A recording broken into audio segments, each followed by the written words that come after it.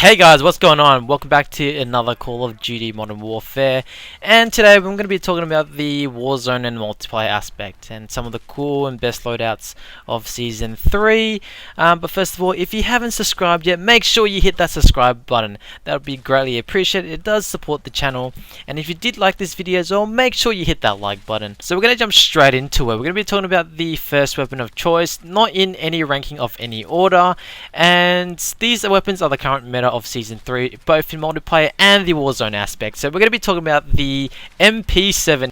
I don't rock this gun too much in multiplayer aspects. The only time I really rocked it was when I was in multiplayer and really grinding it out, trying to get that max level when they had the double XP, which was a couple of weeks ago actually. And besides that, I do use this gun fairly often, every now and then in the Warzone aspect. But there are alternative guns that I do prefer over the MP7. But it is one of the meat shredder gun that I would recommend to be used in Warzone. These are some of the common loadouts and attachment that I have often seen from different YouTubers, and in terms of other YouTubers, I have seen these attachments fairly often, both in multiplayer and the Warzone aspect. So it is commonly, and if you would have maxed it out, it would be great to be using these kind of attachments. So if you don't have the monolithic suppressor, you can use a tactical suppressor, which is fine, but ideally you want to use the monolithic suppressor, which will increase your damage range and suppresses the noise in Warzone, which is great. FSS Recon is a great addition to this one. Increases your damage range as well and help with the recoil control and your bullet velocity. You can have here the Merc foregrip if you don't have the Commando, but I'd recommend the Commando foregrip over the Merc. The same thing, it would just help with the hip fire accuracy and improve your recoil control, so you have two additional recoil controls there. And on top of that, you can add the Forge Tac Stalker, which helps with your aiming stability. And why not chuck a 60 round mag, because at the end of the day, those 60 round mags may or may not save your life towards the end of it. So the next weapon is new to Season 3. This is the Redetonator Pistol. In terms of this weapon here, it is one of the best weapons at the moment in terms of pistol, and it is amazing. You can unlock this in Season 3 Battle Pass at level 15.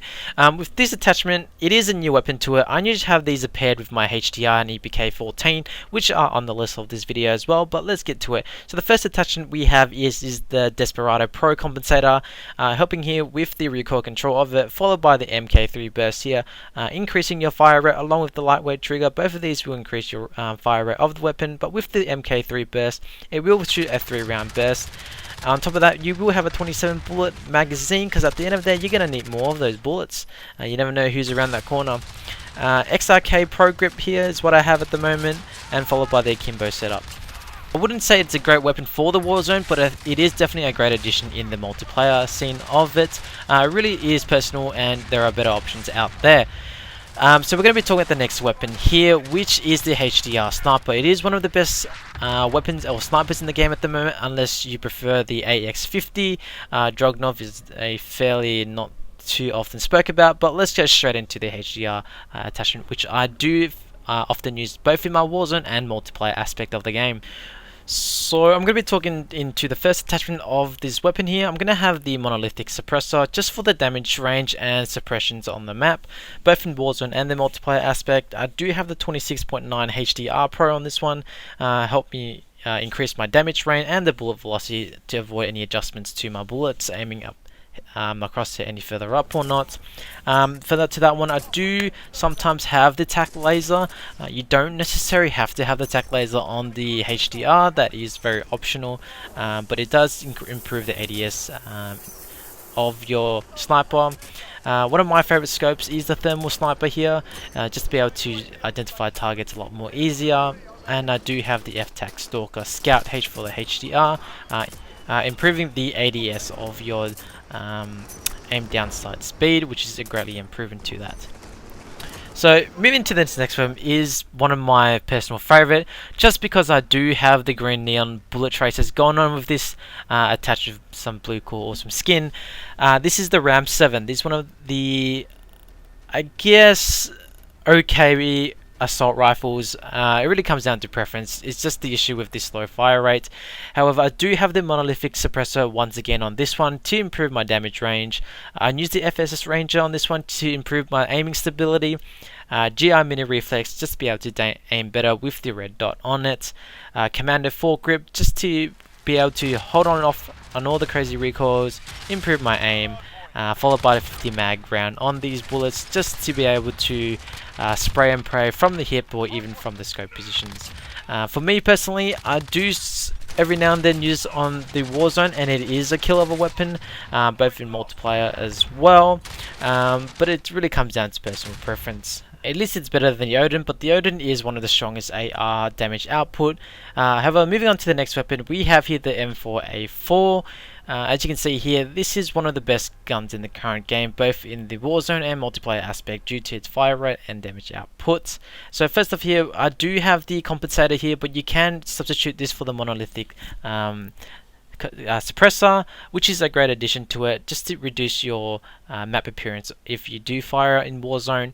Further to that, I do have the GI Mini Reflex here, followed by the Commando Foregrip once again for any close quarter combats, followed by a 60 round mags. To that one, you do have two options in terms of the barrels. You do have the stock M16 Grenadier and the Corvus Custom Marksman, but it is fairly common to see people using the stock M16 Grenadier over the Corvus Custom Marksman. However, both of these do have the same input in terms of pros, which is the damage range, bullet velocity, and the recoil control on both of these weapons.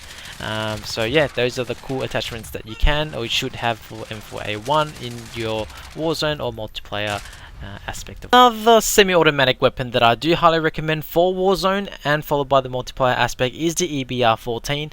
I think it is one of the most underrated sniper, semi-automatic sniper actually, in the game here, but it does have a high recoil rate, so these are my setup for it to personally counter it.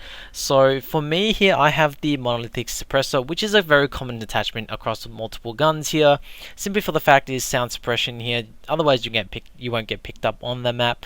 I pick here a 20 round mags. I always want to have more magazines just in case someone comes right around the corner. For here, I do have the Forge Tac Precision here. The reason why I have the Forge Tac is that I just want a longer, be able to shoot at a longer distance without adjusting my crosshair too high, just because with the addition of the bullet velocity it does help out for a little bit there, and also with the recoil control here. I do have the Commander Foregrip, which is commonly seen across my other loadouts as well and across my other guns. It's just for close range, if anything else. You can be able to spam the gun if anyone was to come around the corner or finish them off, just with the recoil assistance and the aim here. For me personally, you do have two options here in terms of the optic here. For me personally, I'd like this Solo Zero NVG Enhance.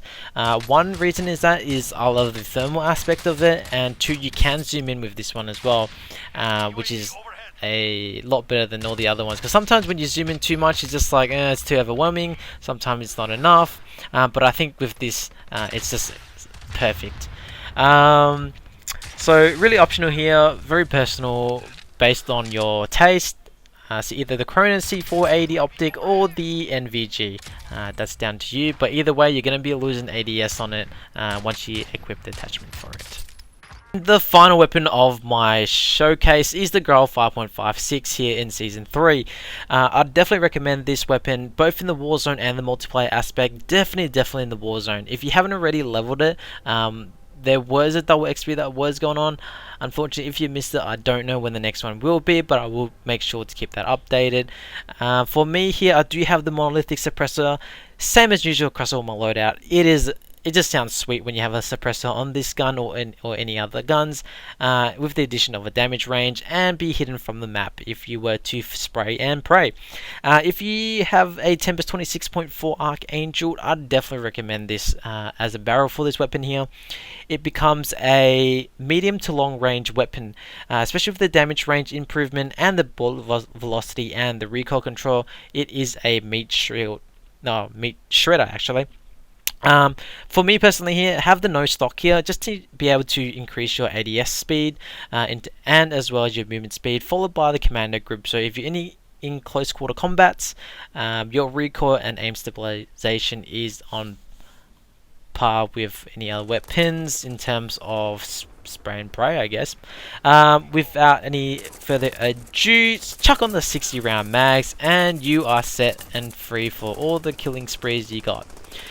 If you guys have enjoyed this video thoroughly about Season 3 weapons and meta of the season, make sure you hit a thumbs up on this video. I really appreciate it if you can subscribe to this channel as well for further Call of Duty Modern Warfare contents, both from the multiplayer and the Warzone aspect of it. I will be posting more videos, but this video is mainly specific focused on the Season 3 Battle Pass and the weapons that I would recommend you be using. I will go into further depths both in sniper, assault rifle, so make sure you hit that notification bell, otherwise you're going to be missing out.